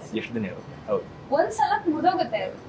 ಇಲ್ಲ ಇವಳು ನಮ್ಮನ್ನ ಎನ್ಕ್ಯಾಶ್ ಮಾಡ್ಕೋತಾ ಇದ್ದಾಳೆ, ನಮ್ಮ ಅಭಿಪ್ರಾಯನ, ನಮ್ಮ ಇದನ್ನ ಅಂತ ಅನ್ಸುತ್ತೆ. ಇಷ್ಟು ವರ್ಷದಿಂದ ಮಾಡ್ಕೊಂಡ್ ಬಂದಿದ್ದೆಲ್ಲ ಒಂದೇ ಸಲ ಕೊಡೋಗುತ್ತೆ. ಅಂದ್ರೆ ಹಂಗ್ ಮಾಡ್ಬೇಕಾಗಿಲ್ಲ, ಅದನ್ನ ಇಟ್ಸ್ ವೆರಿ ಸ್ಮಾಲ್ ಅಮೌಂಟ್, ಒಂದ್ 2 ಲಕ್ಷ 3 ಲಕ್ಷ ನಂಗೆ ಕೊಡೋದು ನನಗೆ ಇದೇ ತುಂಬಾ ಮುಖ್ಯ ಅನ್ಸುತ್ತೆ. ಸೋಷಿಯಲ್ ರೆಸ್ಪಾನ್ಸಿಬಿಲಿಟಿ ಅಂತ ಅನ್ಸುತ್ತೆ. ಹೌದು, ನೋಡಿ ಎಷ್ಟೋ ಕಂಪನಿಗಳಲ್ಲೂ ಕೂಡ ಅದಿರುತ್ತೆ.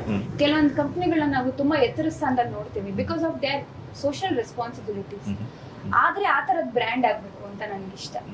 ಕೆಲವೊಂದು ತುಂಬಾ ರಿಚ್ ಕಂಪ್ನಿಗಳಿರ್ತಾರೆ but they are not known for their ethics. ಒಂದು ಸಣ್ಣ ಕಂಪ್ನಿ ಇದ್ರೂ ಕೆಲವೊಂದು ಎಥಿಕ್ಸ್ ಗಾಗಿ ಹೆಸರು ಮಾಡಿರುತ್ತೆ. ಆ ತರ ಕಂಪ್ನಿಗಳನ್ನ ನೋಡಿದಾಗ, ಆ ತರದ ಓನರ್ಗಳನ್ನ ನೋಡಿದಾಗ ನನಗೆ ಇನ್ಸ್ಪೈರ್ ಆಗುತ್ತೆ. ಇದ್ರ ಜೊತೆಗೆ ಒಂದು ಗುಡ್ ಹೀರೋಯಿನ್ ಅಂದ್ರೆ ಹೆಂಗಿರ್ಬೇಕು ಅಂತ ನಿಮ್ಗೆ ಅನ್ಸುತ್ತೆ? ಒಂದು ಗುಡ್ ಹೀರೋಯಿನ್ ಅಂದ್ರೆ ನಿಮ್ಗೆ ಇವತ್ತಿಗೆ ಕಣ್ಣು ಮುಂದೆ ಯಾರೆಲ್ಲ ಬರ್ತಾರೆ?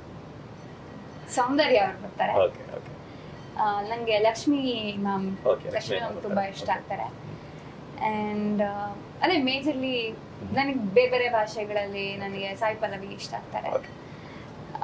ಸಾಯಿ ಪಲ್ಲವಿ ಕನ್ನಡದಲ್ಲೂ ಒಂದು ಡಬ್ ಆಯ್ತು ಅನ್ಸುತ್ತೆ, ಗಾರ್ಗಿ. ಸಾಯಿ ಪಲ್ಲವಿ ಇಷ್ಟ ಆಗ್ತಾರೆ.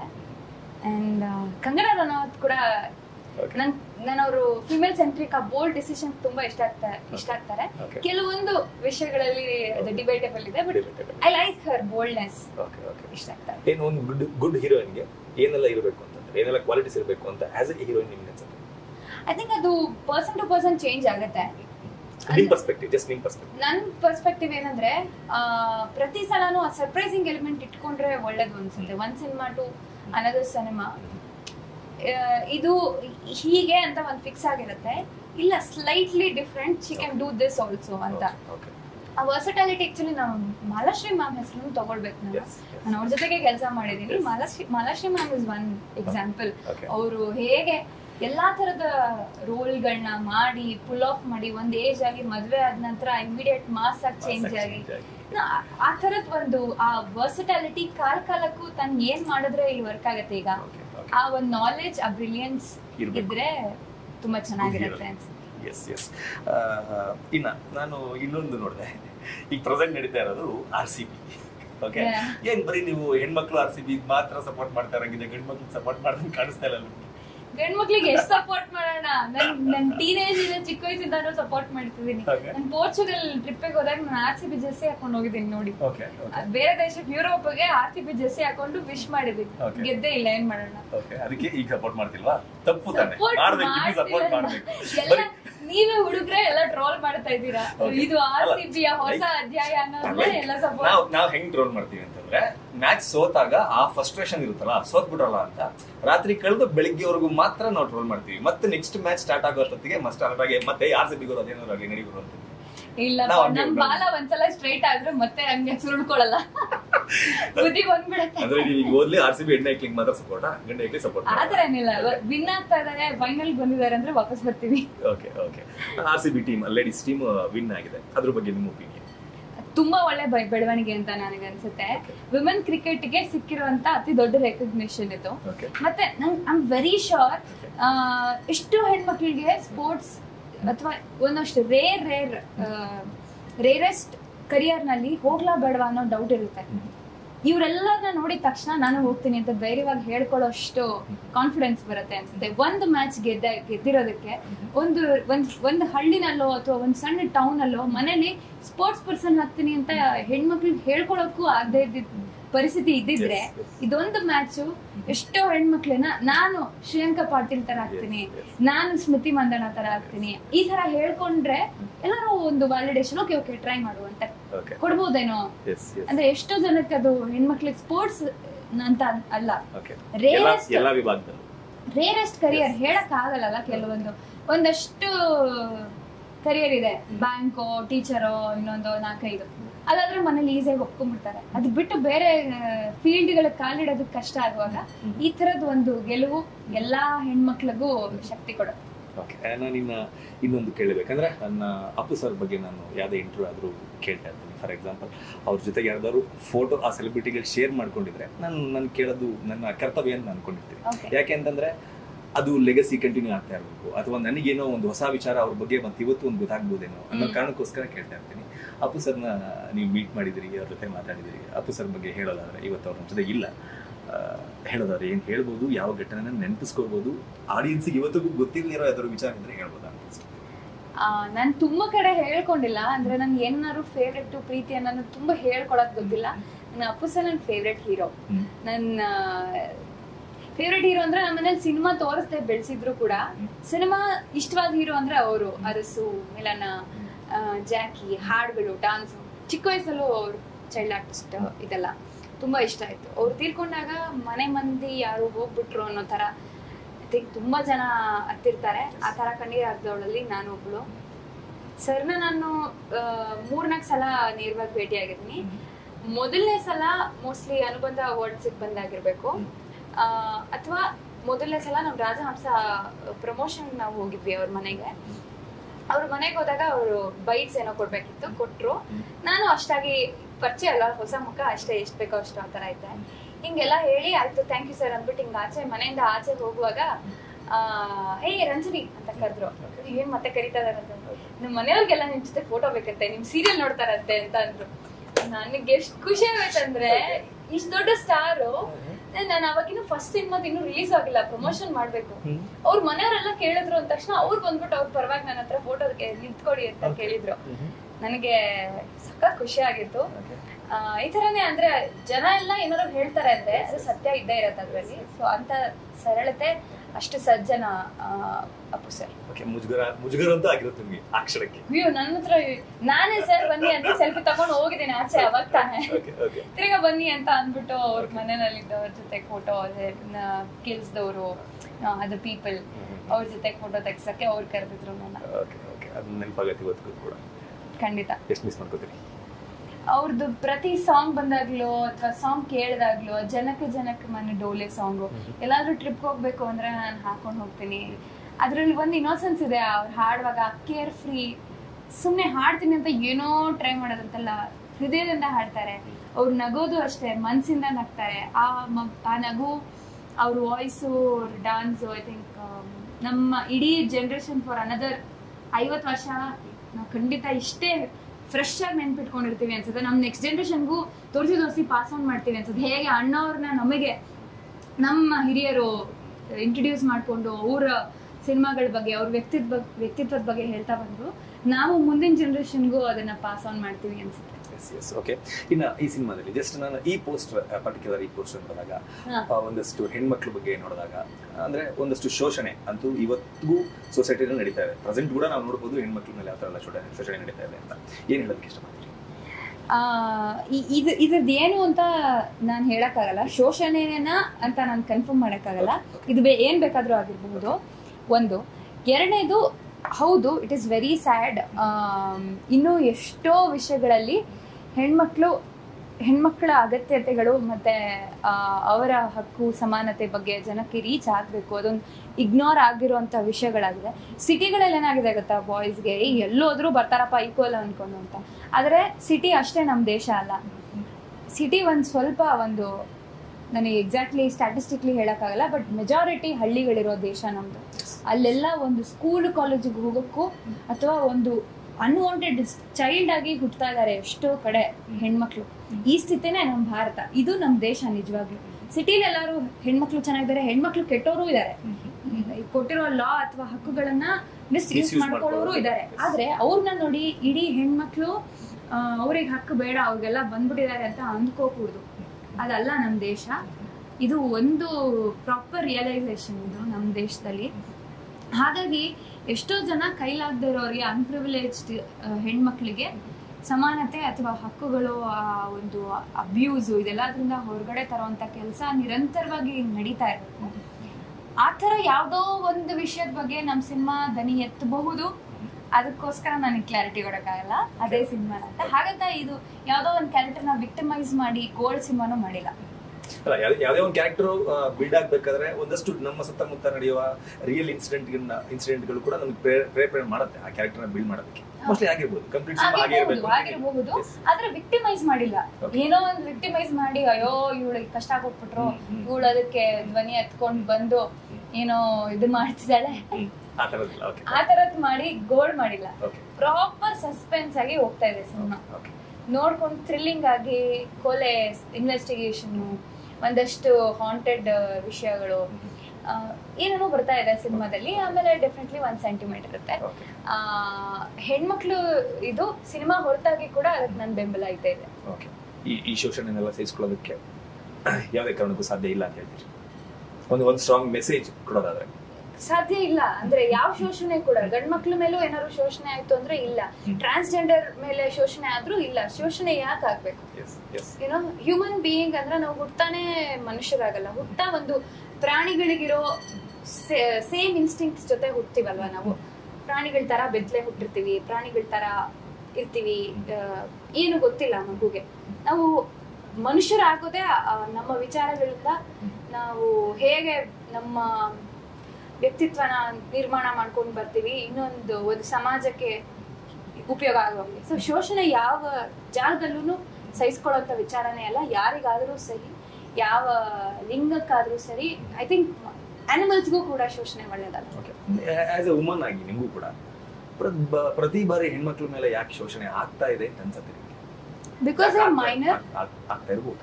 ಅಂದ್ರೆ ಈ ಸಮಾಜ ಹೇಗೆ ಕಟ್ಕೊಂಡ್ ಬಂದಿದೆ ಅಂದ್ರೆ, ನನಗೆ ಗೊತ್ತಿರೋ ಹಂಗೆ ನಾವೆಲ್ಲ ಟ್ರೈಬ್ಸ್ ಆಗಿದ್ವಿ ಎಷ್ಟೋ ವರ್ಷಗಳಿಂದ. ಟ್ರೈಬ್ಸ್ ಆಗಿದ್ವಿ.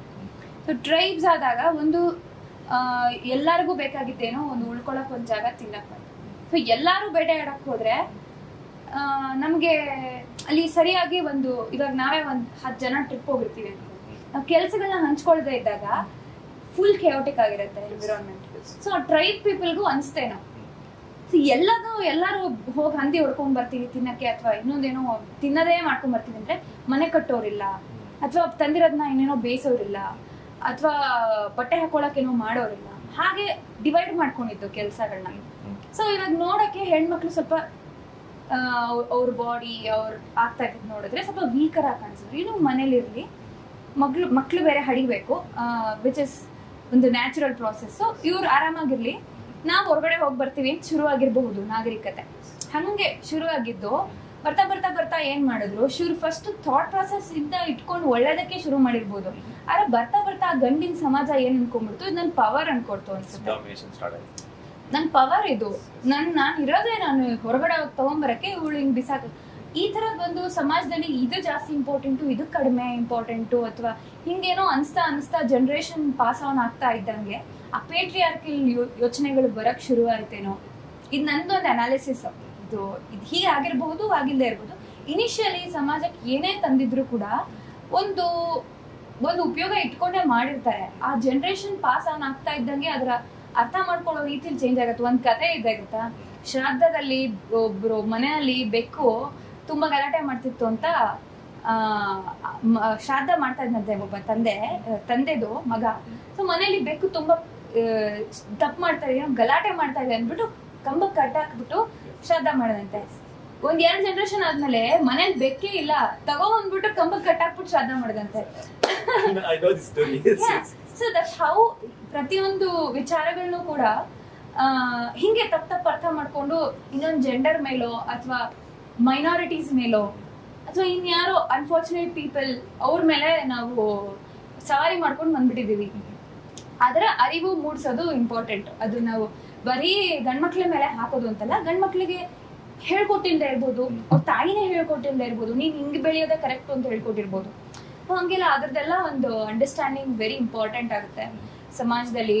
ಇವಾಗ ತುಂಬಾ ಬದಲಾಗಿದೆ. ಇವತ್ತಿನ ಸಿಟಿ ಲೈಫಲ್ಲಂತೂ ಗಂಡ ಹೆಂಡತಿ ಇಬ್ರು ಕೆಲ್ಸಗಳನ್ನ ಹಂಚ್ಕೊಂಡು ಎಲ್ಲ ಮಾಡ್ತಿದ್ದಾರೆ. ಬರೀ ನೆಗೆಟಿವ್ ಹೇಳೋದು ಅಂತಲ್ಲ, ಆದ್ರೆ ಮಾಡದೇ ಇರೋರಿಗೆ ಆ ಅರಿವು ಇಂಪಾರ್ಟೆಂಟ್.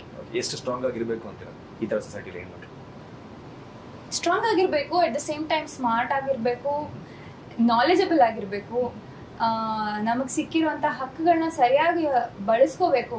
ಯಾಕಂದ್ರೆ ಈ ಹಕ್ಕುಗಳನ್ನ ತರೋದಕ್ಕೆ, ಒಂದು ಕಾನೂನಿಗೆ ತರಕ್ಕೆ ಸುಮಾರು ಜನಗಳ ರಕ್ತ ಹರಿದಿರುತ್ತೆ. ಎಷ್ಟೋ ಜನ ಉಪವಾಸ ಸತ್ತಿರ್ಬಹುದು ನಮ್ಗೋಸ್ಕರ ಈ ಹಕ್ಕು ಕೊಡಿ, ನನ್ ನ್ಯಾಯ ಕೊಡಿ ಅಂತ. ಅದನ್ನ ಈಸಿಯಾಗಿ ಸಿಕ್ತು ಅಂತ ನಾವು ಅದನ್ನ ಹಾಳು ಮಾಡ್ಕೊಂಡ್ರೆ ನಾಳೆ ಒಂದಿನ ಮತ್ತೆ ಇನ್ನೊಂದು ಅಮೆಂಡ್ಮೆಂಟ್ ಬರುತ್ತೆ. ಆಗ ನಾವು ಗಳಿಸ್ಕೊಂಡಿದ್ದೆಲ್ಲ ನೀರ್ ಪಾಲಾಗ್ಬಿಡುತ್ತೆ. ಸೊ ಆ ಜವಾಬ್ದಾರಿ ಹಕ್ಕುಗಳು ಹೆಣ್ಮಕ್ಳಿಗೆ ಇರಲೇಬೇಕು. ಸೇಮ್ ಲೈಕ್ ನಾನು ಹೇಗ್ ಸ್ವಾತಂತ್ರ್ಯದ ಬಗ್ಗೆ ಮಾತಾಡ್ತಿದ್ವಿ, ಭಾರತಕ್ಕೆ ಸ್ವಾತಂತ್ರ್ಯ ಬರೋದಕ್ಕೆ ಸುಮಾರು ಜನಗಳ ತ್ಯಾಗ ಇದೆ.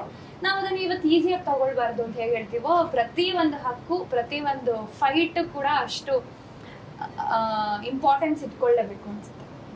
ನಾನು ಇಷ್ಟೆಲ್ಲ ಯಾಕೆ ಹೇಳಿದೆ ಅಂತಂದ್ರೆ, ಈಗ ರೀಸೆಂಟಾಗಿ ಹುಬ್ಳಿಲಿ ಕೂಡ ಒಂದು ಬ್ರೂಟಲ್ ಮರ್ಡರ್, ನೇಹಾ ತುಂಬಾ ಜನ ಅದ್ರ ಬಗ್ಗೆ ಮಾತಾಡ್ಲಿಲ್ಲ, ತುಂಬಾ ಜನ ಅದನ್ನ ನೋಡಿ ತುಂಬಾ ಭಯ ಪಟ್ಬಿಟ್ರು.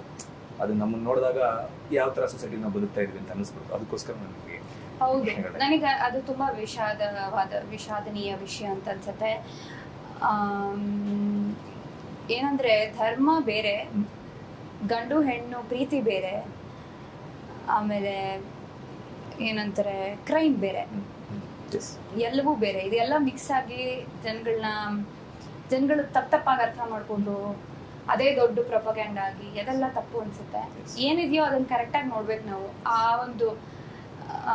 ಆ ಒಳನೋಟ ನಮ್ಗಿಲ್ಲ ಅಂದ್ರೆ ನಾವು ಸಮಾಜ ರಾಂಗ್ ರೂಟ್ ಅಲ್ಲಿ ಹೋಗ್ತಾ ಇರುತ್ತೆ. ಇಂಥವ್ರಿಗೆ ಯಾವ ಪನಿಷ್ಮೆಂಟ್ ಆಗ್ಬೇಕು ಅಂತ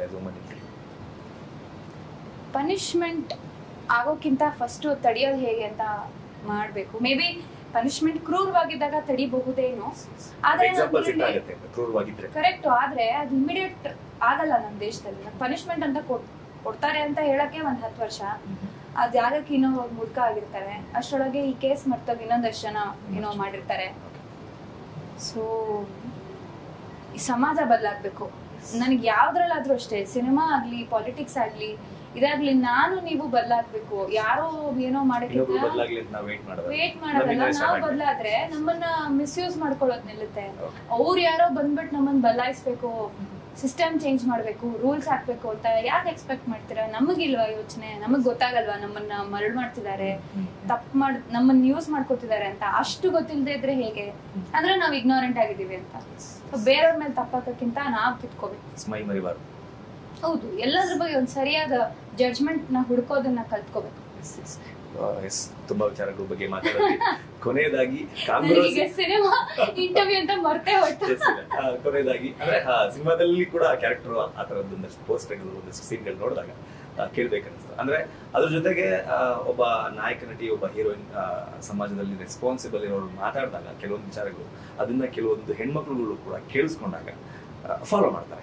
ಇಲ್ಲ, ಇಷ್ಟ ಆಯ್ತು ನಿಮ್ ಪ್ರಶ್ನೆಗಳು ಎಲ್ಲವೂ ಕೂಡ ಇಷ್ಟ ಆಯ್ತು. ಮತ್ತೆ ನಿಮ್ಮ ಹೋಮ್ ವರ್ಕ್ ಇಷ್ಟ ಆಯ್ತು.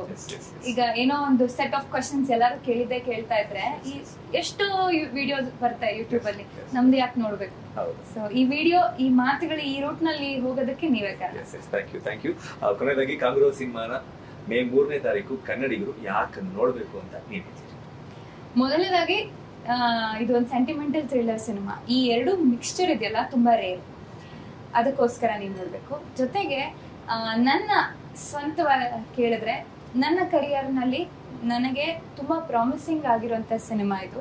ಇದ್ರಲ್ಲಿ ನಾನು ಗುರ್ತಿಸ್ಕೊಂಡ್ರೆ ಇನ್ನೊಂದಷ್ಟು ಒಳ್ಳೆ ಕಥೆಗಳನ್ನ ನಿಮ್ ಮುಂದೆ ತರಬಹುದು. ಸಿನಿಮಾ ಯಾಕ್ಬೇಕು, ಕತೆ ಯಾಕ್ಬೇಕು ಅಂದ್ರೆ ಅದು ನಮ್ಮನ್ನ ದೇಶದ ಮಟ್ಟಕ್ಕೆ ರೆಪ್ರೆಸೆಂಟ್ ಮಾಡ್ಕೊಳ್ಳೋದಕ್ಕೆ, ನಮ್ಮ ಭಾಷೆನ ರೆಪ್ರೆಸೆಂಟ್ ಮಾಡ್ಕೊಳ್ಳೋಕಿರೋ ಒಂದು ಸ್ಟ್ರಾಂಗೆಸ್ಟ್ ಮೀಡಿಯಂ. ಯಾಕಂದ್ರೆ ಸಿನಿಮಾ ಇವಾಗ ನಮ್ಗೆ ತಮಿಳು, ತೆಲುಗು, ಬೇರೆ ಭಾಷೆಗಳು ಹೇಗ್ ಬರುತ್ತೆ? ಮೆಜಾರಿಟಿ ಸಿನಿಮಾ ಇಂದ ಬರುತ್ತೆ. ಹಾಗಾಗಿ ಕನ್ನಡ ಭಾಷೆನು ಕನ್ನಡ ಹಾಡುಗಳನ್ನು ನಮ್ಮನೆಯವರಿಗೆ, ನಮ್ಮನೆ ಮಕ್ಕಳಿಗೆ ಕಲ್ಸ್ಕೊಡೋದಕ್ಕೆ ಸ್ಕೂಲ್ಗಿಂತ ಸ್ಟ್ರಾಂಗೆಸ್ಟ್ ಮೀಡಿಯಂ ಆಗಿ ನಮ್ಗೆ ಸಿನಿಮಾ ಮೂಲಕ ಮಾಡಕ್ ಸಾಧ್ಯ ಇದೆ, ಕಥೆಗಳ ಮೂಲಕ ಸಾಧ್ಯ ಇದೆ.